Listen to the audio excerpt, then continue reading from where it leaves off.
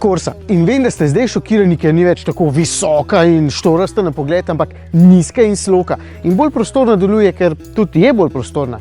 Vas pa lahko šokiram še s tem, da ta stoji na enaki platformi kot novi Peugeot 208. Ampak vem, da niste presenečeni, ker itak veste, da je Opel zdaj francoski. No in to je dobro, ker je platforma res odlična. In še tretjič vas lahko šokiram, pa upam, da nam zares koga zvilo. Čeprav mi je Peugeot 208 oblikovno bolj všeč, ker je bolj drzen, bi med obema vseeno raje izbral Corso. A zakaj? Zato, ker mi je oblikovna umirjenost vseeno bolj všeč od samurajsko prirezanega 208. In vsekakor bi izbral še doplačilne matrične LED luči, tale jih sicer nima, sem jih pa preizkusil na mednarodni premjeri in so zakon. No in to je spet en velik korak, da se nagibam v to smer.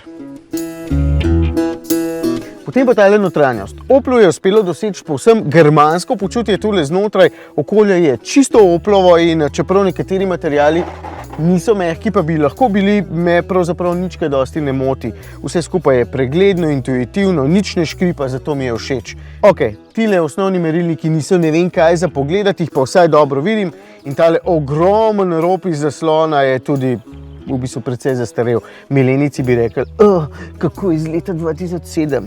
No, se pa vsem fajn počutim tule znotraj. To pa zaradi shujševalne kure, ki jo je bila deležna Corsa. 100 kg je lažja od prejšnje in zato fantastična točno tam, kjer šteje največ, med vožnjo. Ne samo, da skozi ovinke lahko šviga z zavidljivimi hitrostmi in vedno vozniku daje zelo zanesljiv občutek, tudi mestno je lahkotna, udobna in pač vozniško zelo enostavna. To je v bistvu še bolj pomembno, ker se večina najbrž z njo ne bo ves čas preganjala z vso močjo. Všeč vam bo, ker je tako prijetna in jo boste celo manj vešči takoj osvojili in vzljubili. Krmilni sistem je fin, preglednost je dobra, nagibanje in pretresanje ni veliko, v bistvu je res super. In ker tale tehta samo 1090 kg, pomeni, da 1,2 litrski turbomotor s samo 74 kW oziroma 100 konjički zmore nalogo opravljati brez težav. Resno, 2 dneva sem potreboval, da sem se navadil, da ima samo 100 konj, ker je tako živahna.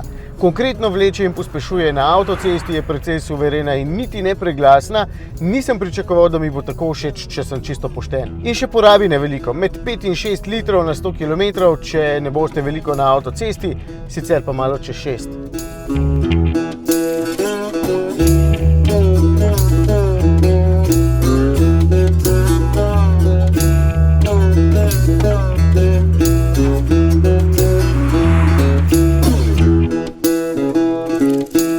Da gre še vedno za relativno majhen avtomobil, se najbolje vidi tule zadaj, kjer je prostora srednje veliko. Tole je sedež postavljen za mene in pri kolenih mi kaj dosti prostora ne ostaja, čeprav sem pri bolj nizkih.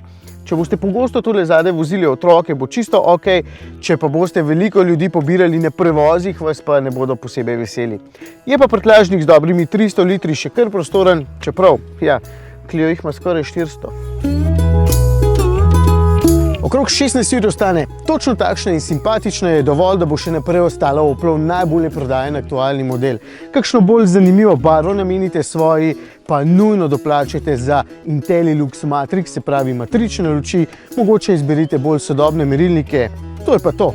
No, lahko pa seveda izberete še 130 konjski motor, če bi radi na pol leteli.